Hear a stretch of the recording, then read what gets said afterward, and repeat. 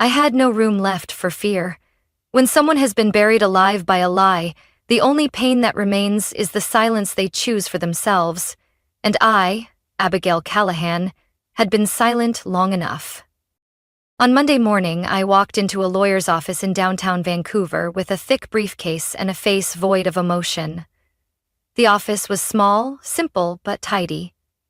Sunlight filtered through the glass windows, landing on the file I brought with me. Every page a piece of my life, living proof that I never left this world the way they claimed. The person meeting me was attorney Jacob Miles, a young man in his early 30s, neatly cut brown hair, thin-framed glasses. As I opened my briefcase and laid each document across the table, he just sat there, frozen, eyes wide and barely blinking. "This is my passport," I said, pushing forward the U.S. passport stamped repeatedly from Vancouver, Seattle, Toronto. "Here are my rental contracts, pay stubs, tax documents, and Canadian residency card. All dated during the same time Oregon officials listed me as deceased." Jacob flipped through a few pages quickly, then looked straight at me. "You're saying you were falsely declared dead?" I nodded. "And my family used that to transfer all my assets to my sister, Emily Callahan. Not just my personal belongings, but also my grandparents' inheritance fund and some shares in the company I used to work for." He leaned back in his chair, rubbing his forehead. "I've never handled anything like this before." "I don't need you to be surprised," I replied, my voice strangely calm. "I need you to help me reclaim my identity, and if possible, hold the people who orchestrated this accountable." He exhaled slowly, then nodded. "We'll start by filing a petition to revoke the death certificate. In parallel, I'll contact the Oregon State authorities and begin preparing a case for document fraud and inheritance abuse. But," he hesitated, "this process won't be quick. It could take months." I looked up at him, my eyes steady. "I don't have months. Because they're holding a memorial for me this weekend." Jacob froze. "A memorial? But they already held a funeral." "I know." I gave a bitter smile. "But apparently one fake funeral wasn't enough. They want a second performance, bigger, more public, and this time, I'll be there to watch them act." That very night, I received a message from an unknown number. No name, no greeting, just a single line. "Memorial for Abigail Callahan. Sunday, St. Luke Church, Portland." I stared at the message, my heart pounding. St. Luke. The church where I once sang in the children's choir, where my parents used to take family Christmas photos every year. They chose that place to continue the lie, a sacred place full of memories, now turned into a stage for their false grief. I stood by the window, city lights reflecting on the glass. Inside me there was no anger, no doubt, only a cold clarity.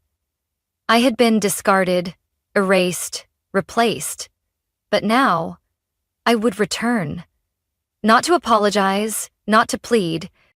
I would return to reclaim the truth.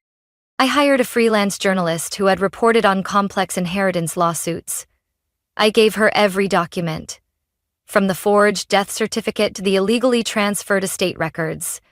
She promised to keep my identity confidential until the right moment to expose the truth. I said only one thing: "I'll give you that moment." I also had a long black coat, tailored, simple but elegant, not as a disguise, but to match the role I would play at the memorial, the one who returned from the forgotten. I wasn't sure who would attend that day. Relatives, old friends, people who turned their backs on me without a word. But I knew one thing for sure: they would never forget that day, not because of the scripted eulogies, but because I would walk in at the moment they least expected and pull the curtain down, letting the light shine on the truth they had buried for 3 years. That morning, the sky over Portland was oddly gray. A light drizzle fell, as if the city was bowing its head for something, or someone. I stood across the small street, looking at St. Luke Church, once a place of childhood memories, Now, where my family would remember me again. The church lights were glowing, luxury cars lined the entrance. People dressed in perfect black attire entered with faces showing perfect sorrow. But I knew, beneath that moral facade, no one truly grieved. I pulled my coat collar up, fastened the final button, and slowly crossed the street. Inside, the service had already started. Through the slightly open door, I heard the choir singing Amazing Grace. The pure voices echoed through the sacred space. A perfect backdrop for the tragedy they wanted the world to believe. As the song ended, a man stood. My father. Abigail. She was a complicated soul, he began, his voice slow but clear. She wasn't always easy to understand, but we loved her. We did everything we could. My mother sat below, lace handkerchief in hand, eyes red. She nodded gently with each word he said, as if memories were returning. But I knew. This was just a scene from a script they had rehearsed well. I placed my hand on the heavy wooden door, took a deep breath, and pushed. The door opened with a long groan echoing through the church. Light from outside flooded in like a cold wind, sweeping through the packed pews. Murmurs rippled across the room. Some turned, some stared. Then one voice, choked in disbelief, broke the silence. Oh my God, is that Abigail? I stepped in, each stride slow but firm. The sound of my heels on the stone floor echoed like drum beats in their chests. I didn't look at anyone, didn't need to say anything. My presence alone was the answer to every question they had avoided for the last 3 years. As I reached the center aisle, the whole church fell into dead silence. My mother stood suddenly, lips trembling, eyes wide, then collapsed, her body limp in Aunt Margaret's arms. A perfect faint, perhaps rehearsed in her mind many times. My father stood frozen at the pulpit, eyes wide, lips moving but forming no words. The microphone slipped from his hand, landing with a sharp, dry thud on the sound system. And Emily, my sister, stood near the white flower arrangements, clutching a glass of red wine.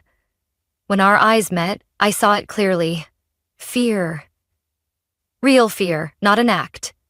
Her hand shook so badly the wine spilled on her ivory silk dress.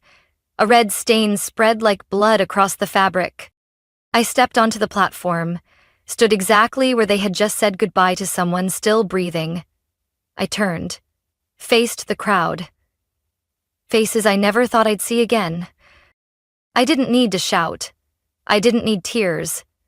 I only needed the truth. I heard I had died, I began, my voice steady, firm. But as you can see, I'm still here, alive, real, and ready to tell the truth. No one spoke. Some sat frozen. A few phones began to rise, red recording lights blinking under the church's glow. Good. Let the world see. I opened the file I had prepared. This is my passport. These are my Canadian lease documents. These are my tax returns, my employment contracts. These are government documents proving I never died despite the death certificate someone submitted. I glanced down at my father, now sitting silently in the front pew, eyes fixed on the floor. I was falsely declared dead, erased from my family, and when I disappeared, all my assets were transferred to my sister. Inheritance funds, real estate, company shares, everything that once belonged to me. Emily tried to speak, but I raised my hand. Don't. Not now. You had 3 years to speak. I looked around the church, meeting every eye, friends, relatives, people who once claimed to care. They lowered their heads, unable to face me. This isn't a memorial, I said, my voice deepening. This is a performance, but unfortunately for you, today, the audience has woken up, and the curtain is about to fall. I closed the folder. My chest felt lighter. I didn't need to say more. I had come back, not just in body, but with a truth no one could deny. I stood in the heart of St. Luke's Church, file in hand, my gaze cutting through the room like a blade. No more hymns, no more fake sniffles.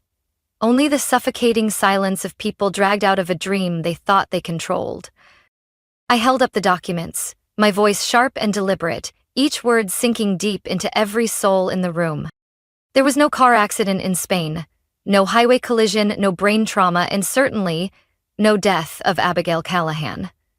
I haven't left North America in 3 years. Everything you've just heard is a lie. Gasps echoed from the back rows. I saw a young woman raise her phone, her camera light blinking. Then another, and another. The truth was being recorded, and this time, they couldn't erase it. I turned, pointing straight at my father, who still kept his head bowed. You signed the fake death certificate. You submitted it to the state of Oregon to legalize a death that never happened, all part of a plan. To erase me. To erase a daughter who dared to speak the truth about the failures inside this family. My mother, now recovered from her staged collapse, gripped Aunt Margaret's hand tightly. Her face pale, her eyes wild as she looked at me like I was a ghost. And you? I said, looking straight into my mother's eyes, my tone firm but calm. You stayed silent. You knew the truth. You knew I did nothing wrong. But you let me take the fall and kept feeding the lie to protect Emily. I turned to Emily, my sister who once held my hand walking to school, who used to sleep beside me on Christmas Eve. Now, standing like a statue, fists clutching the stained hem of her dress, her flawless makeup beginning to smudge with sweat and tears. You took money from the company, nearly $60,000. I knew.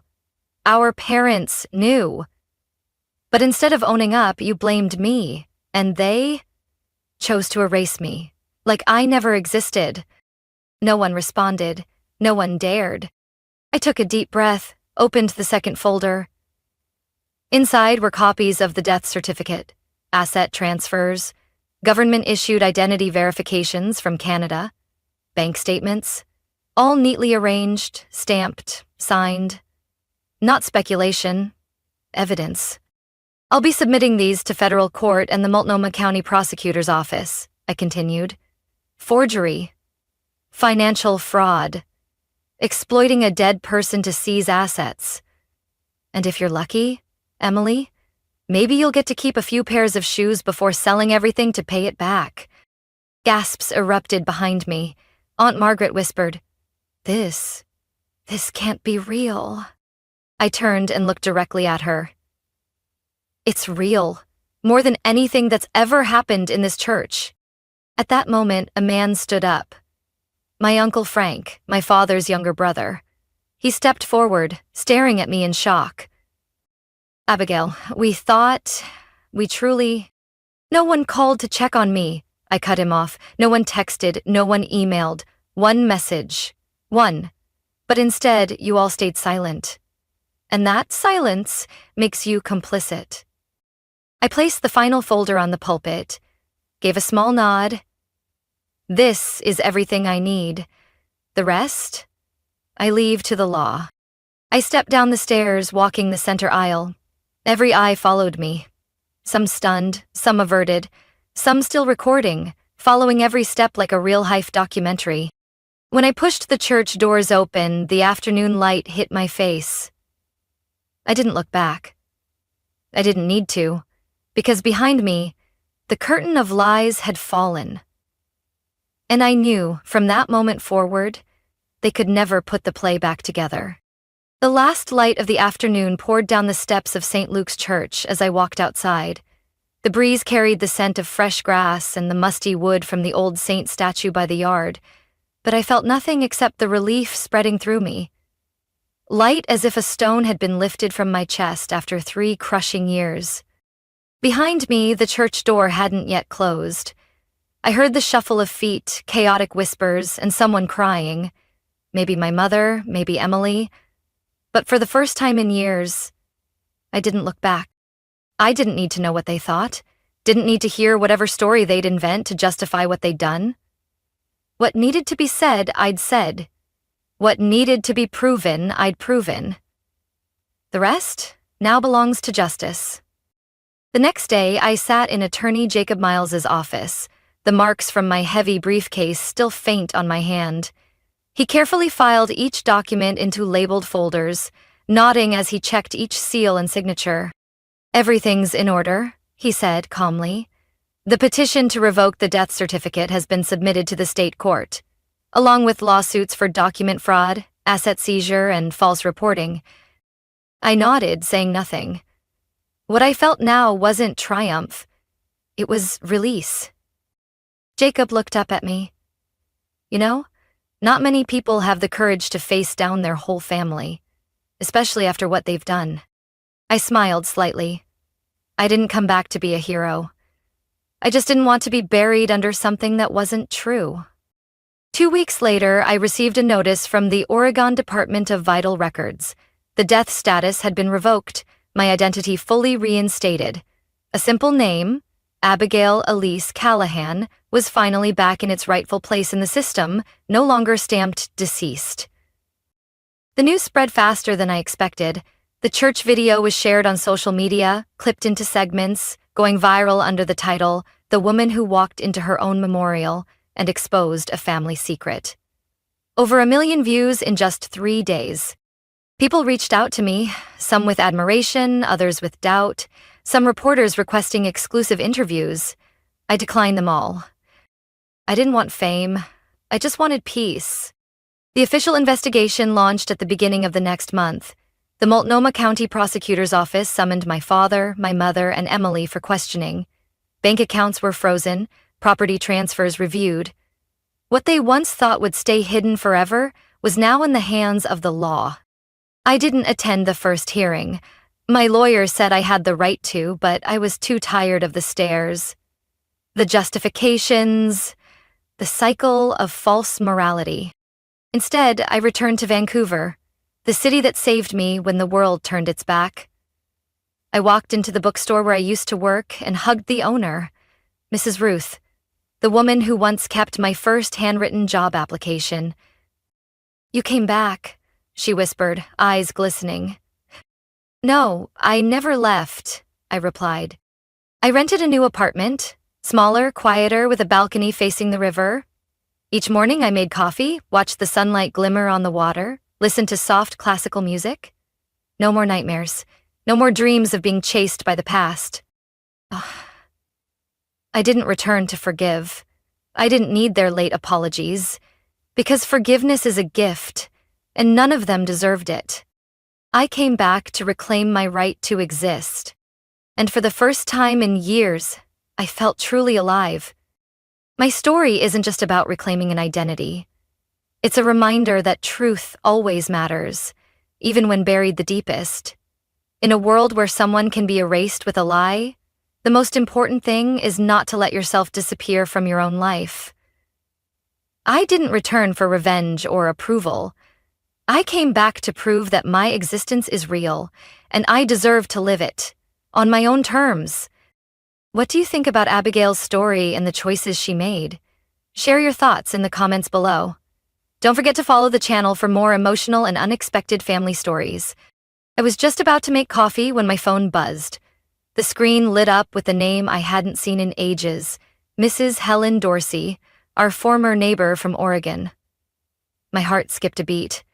Just seeing that name was enough to bring back a flood of memories I thought were long buried, crashing in like waves against a cliff. No greeting, no context, just a short message with a video attached. "Abigail, I truly can't believe what I saw today. My deepest condolences." I tapped the video, my palms already starting to sweat, though the coffee remained unmade. The frame opened to St. Mary's Church, the same one I used to visit every Christmas as a child. Every candle, every stained glass window looked exactly as I remembered. But the atmosphere was different. Somber. Reverent. Chilling. The camera slowly moved toward the altar. My parents were standing there. My mother wore a black lace dress, her old pearl necklace around her neck, a white handkerchief dabbing gently at her eye. Beside her, my father quietly read from a piece of paper, his voice trembling but clear. And behind them was a casket. Next to it stood a large photo of me, surrounded by white wreaths, I froze. Abigail was always a troubled girl, my father said, his voice echoing from the phone as if it had exploded in my head. But we always loved her, we did everything we could. I sat straight up, hands shaking so badly I nearly dropped the phone. My vision blurred, not from tears but from disbelief. I rewound the video. This wasn't a dream. It wasn't staged. Their faces were painfully real. But their eyes showed no grief. Not a single real tear fell. My mother added, "It's such a shame Abigail left this world so soon. We only hope she's found peace." I was alive, breathing, still paying rent every month, working at a small bookstore in Seattle.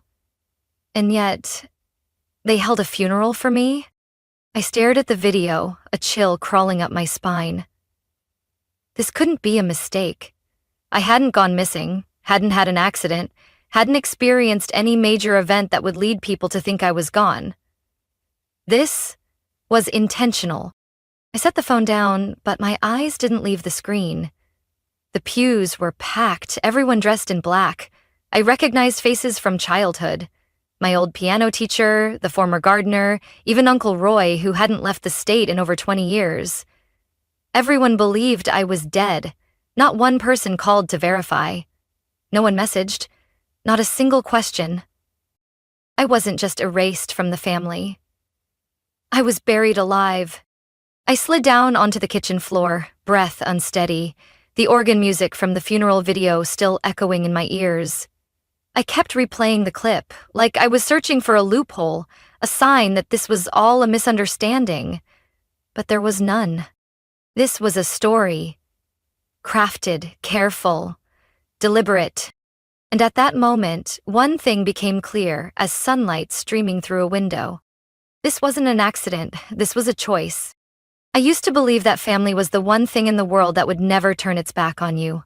That no matter how doubtful the world became, your parents would always be your foundation.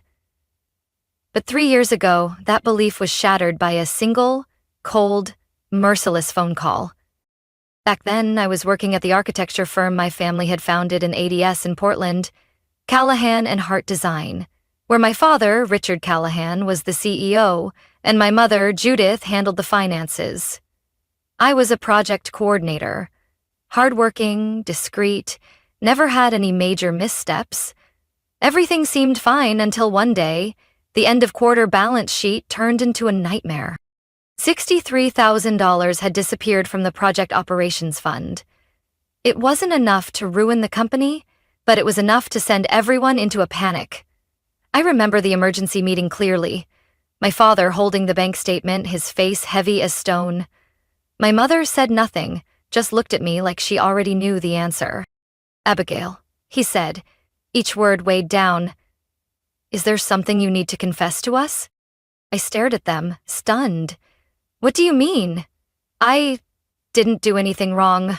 But it was his next sentence that struck like a dagger. "You're the only one with access to the internal code for that account besides your mother. You think we don't know that?" My jaw dropped. "Wait, you think I took that money? You really believe I could do that?" Silence. No one answered. Just a flicker of avoidance from the corner of the room. Emily, my younger sister by 4 years, stood by the coffee machine, arms crossed, tapping her deep red nails against a ceramic mug. No defense, no support, just... And then I understood. Emily was the one who did it. She'd only recently joined the finance department. My parents had always adored her, believed she was clever, charming, a natural in marketing. But I'd seen the strange designer shopping receipts in her drawer, the weekend spa trips with rich friends, things her salary couldn't possibly afford. I stood up, turned to my parents. "It was Emily. You both know it. You just don't want to admit it." For the first time, my mother raised her head and looked me straight in the eye. Her voice was low, cold. "We've had enough trouble already, Abigail. Don't you see? One damaged child is better than 2 destroyed ones." I couldn't believe what I was hearing. They didn't just suspect me. They chose to cast me out, to protect Emily. The next morning, I came back to my apartment and found my bank account frozen, my company email locked, voicemail full of messages demanding answers for embezzlement allegations, no official statement, no chance to explain, just gone. I tried reaching out to friends, colleagues. A few replied curtly, most didn't respond at all. I messaged the aunt I was once close to. She replied with just one sentence. "You should let this go." I became a ghost. No voice, no place. So I disappeared for real. I left Portland, left everything familiar. I moved to Vancouver, Canada, under my middle name, Abby Hart, and took a job at a small bookstore near the train station. There I was just a quiet girl, living in silence, no social media, no contact with anyone from before. And though I tried to move on, there were nights I lay awake, heart screaming with the unanswered question, did they ever think about me? Regret it? But now, after watching that video, I had my answer. Not only did they not regret it, they held a fake funeral to tell the world I no longer existed. It's not that they didn't know I was alive. They chose to erase me from their lives, to protect my sister, to redistribute the inheritance, to eliminate the name Abigail Callahan from anything that might bring them shame, and they thought I'd never come back. They were wrong. I tried to forget. I told myself it was behind me, that I had survived the worst fall of my life. But life doesn't let you rest. It all started when I tried to recover an old email account, the one I used for job applications and paychecks back when I was in Portland. I needed to access a few old documents to complete my Canadian permanent residency application. A simple task. I thought it would take a few minutes. I typed in my username, entered the password, but the system threw an error. Account disabled. The account holder is deceased. I blinked. Read the message again? No way. I tried again. Tried to recover it using my old phone number. Useless. The email had been permanently deleted due to an official death report from local authorities. I sat frozen in front of the screen, my heart pounding. Maybe it was a mistake? A technical error? I opened the Oregon Department of Vital Records website, typed my name into the search bar. Abigail Elise Callahan. Born April 5, 1994, Portland. A record popped up almost instantly. Name, Abigail Elise Callahan. Date of death, August 17, 2020. The cause? Car accident in Spain. Status, confirmed, no further verification required. Death certificate ID, ORD 78, F 6193. I held my breath. I had never set foot in Europe, never applied for a visa, never bought a plane ticket to Spain, and yet I died? There? I clicked Download Death Certificate.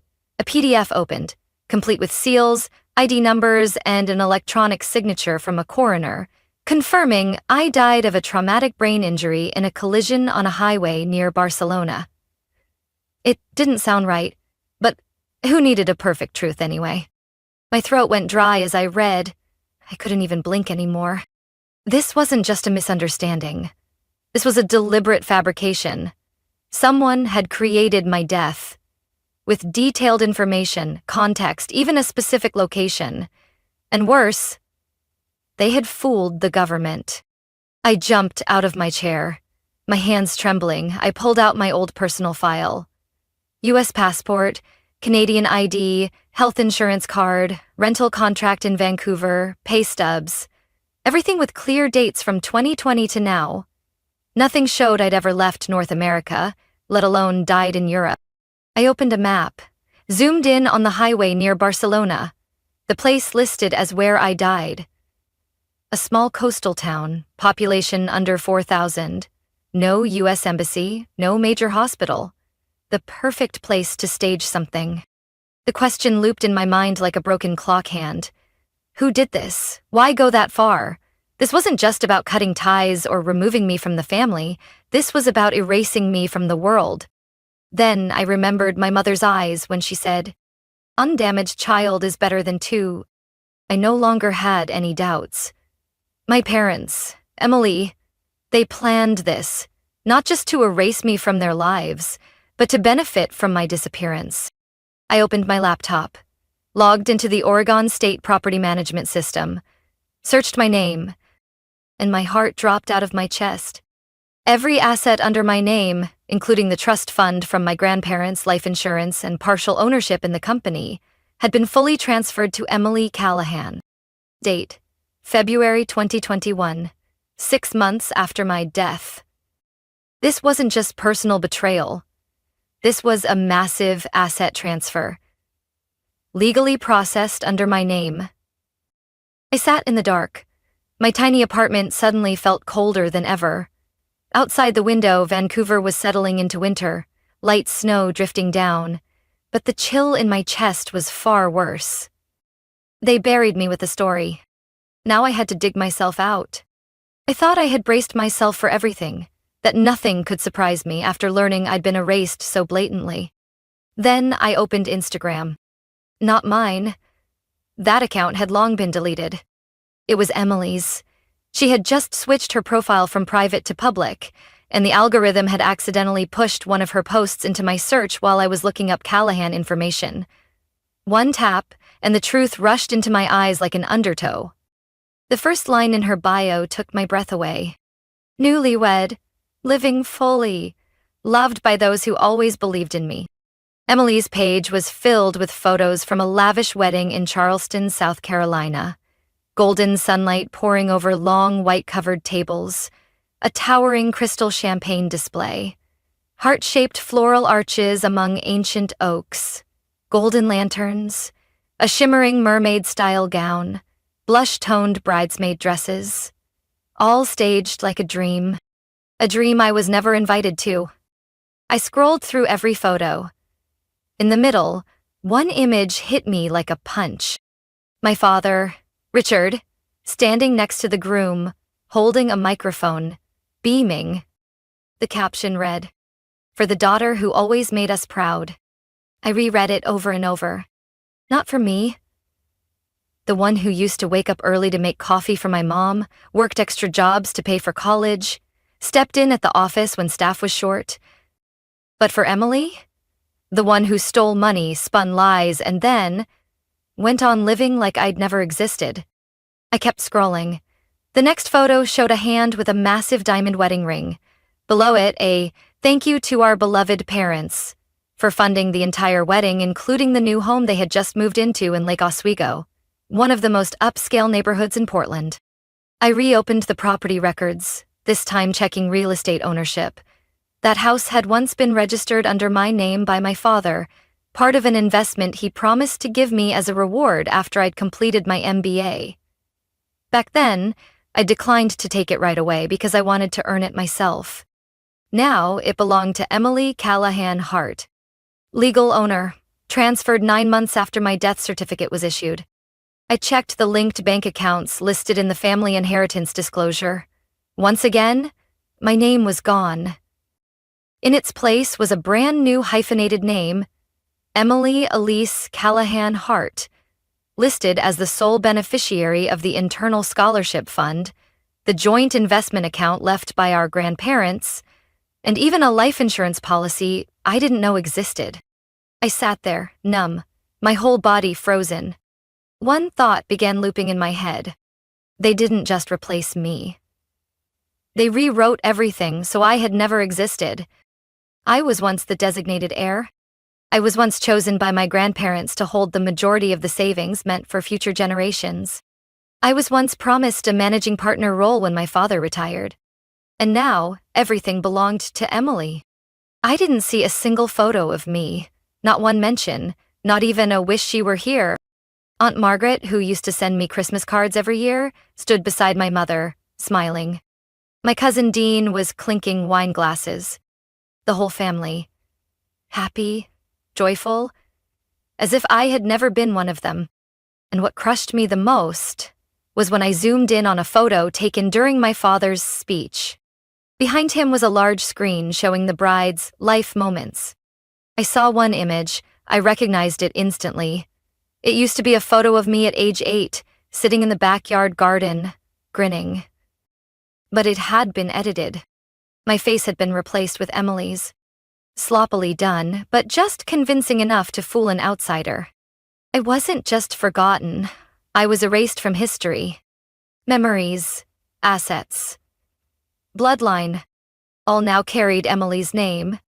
And that's when I knew. If I wanted my life back, I couldn't stay silent. They may have buried me in lies, but it's that silence I'll now use to awaken the truth.